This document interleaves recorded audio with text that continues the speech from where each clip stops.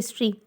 सो जीअं असीं previous lecture में हिस्ट्री जे बारे में पढ़ी आयासीं जेका रिलेटेड हुई डार्क एरिया सां, ठीकु आहे। जंहिंमें असीं कैलकुलेटर जे बारे में पढ़ियोसीं त पहिरियां कैलकुलेटर असांजा कहिड़ा कहिड़ा हुया ऐं उहे कहिड़ो कमु कंदा हुया, कंहिं ईजाद कया ऐं उहे कॾहिं ईजाद थिया। उन्हनि मां सभिनी खां पहिरियां कैलकुलेटर हुयो अबाकस, जेको 3000 BC में इन्वेंट थियो। उन खां पोइ हुयो नेपर्स बॉर्न, जेको 1612 AD में इन्वेंट थियो। उन खां पोइ हुयो स्लाइड रूल, जेको 1622 में इन्वेंट थियो। आफ्टर दैट असांजो पास्कलाइन और पास्कल कैलकुलेटर, जेको 1642 में इन्वेंट थियो।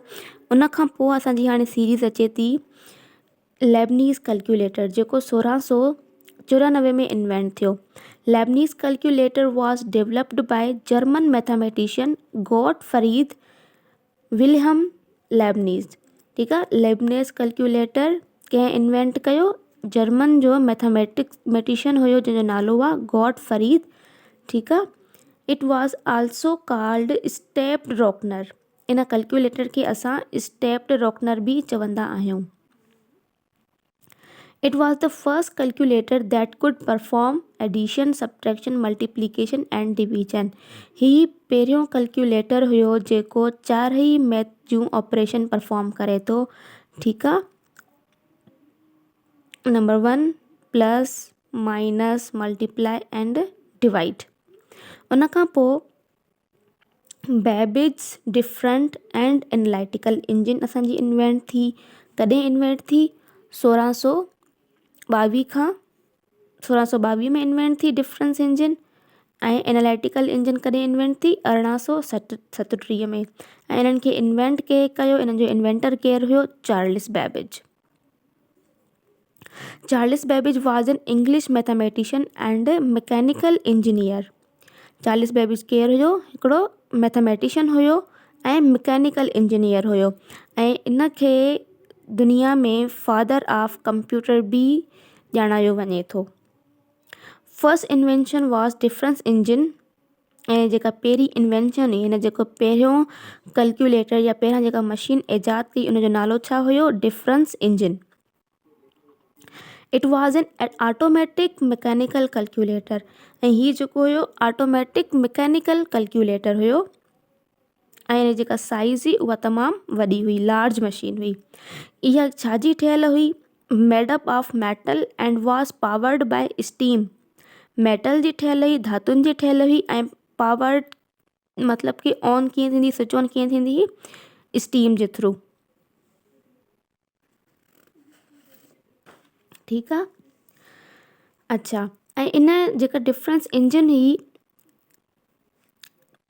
इन खे स्टोरेज बि हुई, ठीकु आहे। स्टोर बि कंदी हुई डेटा खे, ठीकु आहे। मैकेनिकल मेमोरी हुई इन में जेका होल्ड कंदी हुई डेटा खे टेम्पररी तौर जे लाइ। छो स्टोर कंदी हुई? जीअं उहा प्रोसेस बि करे सघे डेटा खे ऐं रिज़ल्ट खे स्टोर बि करे सघे। It was allowed to user to enter calculation and get printed result. ऐं हीअ अहिड़ी मशीन हुई जेका कैलकुलेशन बि परफॉर्म कंदी हुई ऐं जेको रिज़ल्ट आहे उहो तव्हांखे प्रिंट फॉर्म में ॾींदी हुई।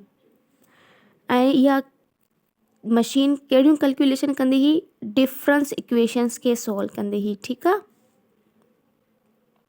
देन Charles Babbage design analytical engine.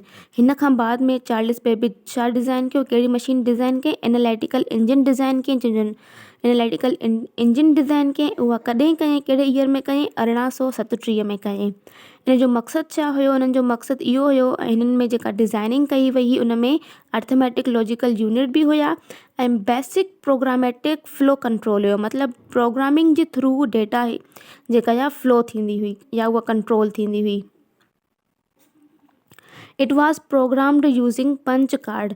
ऐं इहे जेके हिन में सॉफ्टवेयर्स हुया, या खणी ईअं सम्झो जेको असां इनपुट ॾींदा हुआसीं न इन कंप्यूटर खे, उहो कंहिंजी मदद सां ॾींदा हुआसीं? पंच कार्ड जी मदद सां इनपुट ॾींदा हुआसीं।